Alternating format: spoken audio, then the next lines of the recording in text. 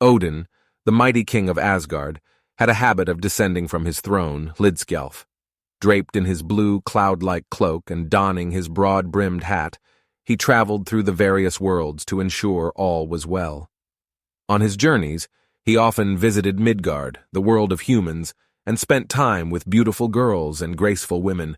Odin's appearance was awe-inspiring. He was tall and the noblest of all gods. All who encountered him were enchanted by his presence. His words were compelling and powerful. It was hard not to believe him when he spoke. Thanks to his mastery of magic, Odin could change his shape at will and travel to distant lands. With a simple word, he could extinguish fires, calm storms, and direct winds in any desired direction. He also possessed the knowledge and ability to heal diseases and ward off misfortune. However, this power had a darker side. He could take or grant strength and intelligence, and even inflict illness, misfortune, and death upon those who did not favor him. It was also known that he could sit among the hanged and resurrect the dead. As powerful as Odin was, he knew he could not rule alone. Decisions in Asgard were made collectively. The gods gathered daily in council to hold court and deliberate on how best to protect and preserve the worlds.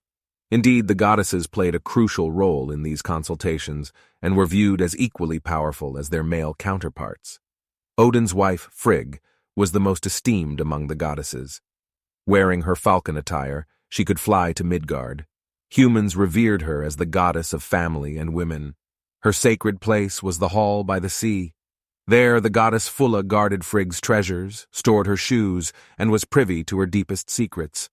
The maiden Fulla, a goddess of the Asgardian clan, was known for her luminous, free-flowing hair, which she adorned with a golden band around her forehead. She was Frigg's confidant and knew all her secrets. Odin and Frigg were a powerful duo, and their bond was robust. However, as in any relationship, they experienced tensions and disagreements. When disputes arose among humans, they often backed opposing parties and tried to outwit each other. Nevertheless, as it is said, they led a good marriage in the grand scheme of things. Frigg, however, was not always pleased with Odin's behavior. He had a habit of seducing beautiful girls on his trips to Midgard, which hurt her. Yet Frigg, too, was rumored to occasionally engage in romantic escapades. Despite these disagreements, Odin and Frigg were united in their boundless love for their son, Balder. Balder was a god of light and purity, and his parents cherished him deeply. The people of Midgard, on the other hand, primarily worshipped Odin's first son, Thor. Thor was the strongest of all the gods and lord of the thunderstorm. People made sacrifices to him and prayed for protection and strength. His hammer, Mjolnir, was the symbol of his power and was worn by people as a talisman to guard against dangers. Thor, the son of Odin and Frigg, was known for his flowing red beard. He was the god of thunder and rode across the clouds in his chariot drawn by goats.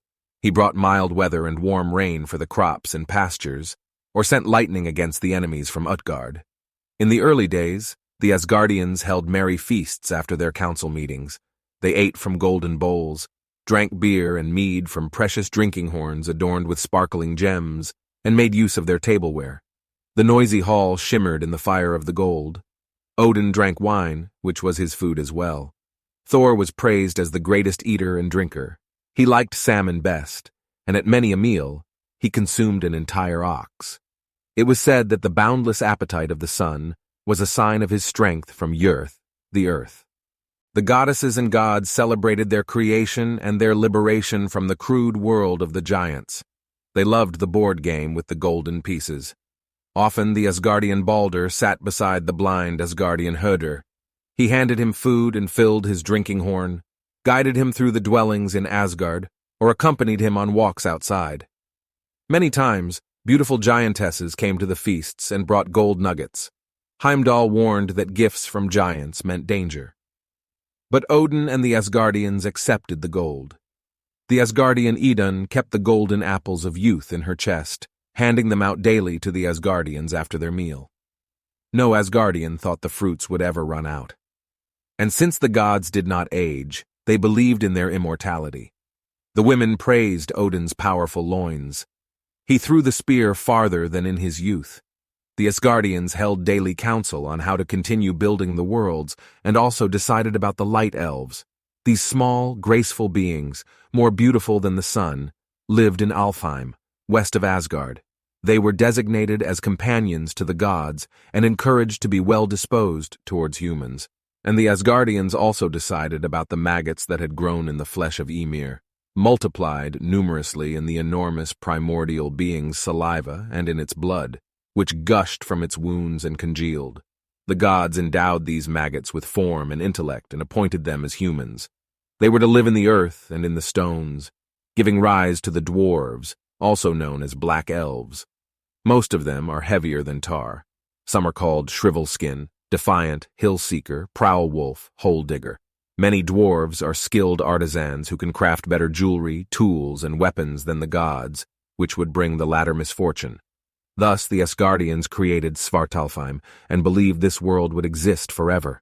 One day, a young giant came to Asgard, advising more skilled construction and revealing trolls' plots against Midgard. The Asgardians then fell into a fierce argument. The giant's advice proved sound, and he visited more often. Thor liked this eloquent youngling named Loki, and often chose him as a companion on his travels. This youngster, prone to playful pranks, sought Odin's company, feeling akin to his nature, and asked to become his blood brother. Thor spoke in favor of this in the council. The Asgardians laughed and joked, wondering if Loki only wanted to join them for their apples. The vigilant Heimdall distrusted Loki. Born of 9 sisters, Heimdall needed less sleep than a bird, could see 100 miles day and night, and could hear not only the grass growing on the hillside, but even the wool growing on sheep. The Guardian by Bifrost warned that a young giant in Asgard was dangerous. His acumen could easily turn into deceit, his cunning into treachery, and he would confuse the Asgardians with fair words and sow discord in the council. Odin ascended to Hlidskjalf and considered the objections of the Guardian of Asgard. Heimdall was called the brightest of the Asgardians, but Balder spoke in the council in favor of Loki. Balder was considered the best of all the gods. He was beautiful and shone so brightly that light emanated from him. People also worshipped Balder as the god of the sun and light. He was one of the wisest, spoke skillfully like Odin, and was the most conciliatory and just. Back then, Balder's advice was still heeded. If the Asgardians accepted a young giant, it would strengthen their community and reconcile gods and giants. No one foresaw the consequences of this trust. Odin drank blood from the same cup as Loki and declared him his blood brother. He praised Loki's cunning and handsome face, and Loki had special shoes that could take him anywhere and be of use to the Asgardians. So the Allfather persuaded the doubters in the council, mixed his blood with Loki's, and made him his blood brother. From then on, Loki was also called an Asgardian. Perhaps Odin sensed that peace between the gods and giants might soon break, and no one understood the treachery of the giants better than a defector. Loki's inclusion in Asgard would prove disastrous for both gods and humans.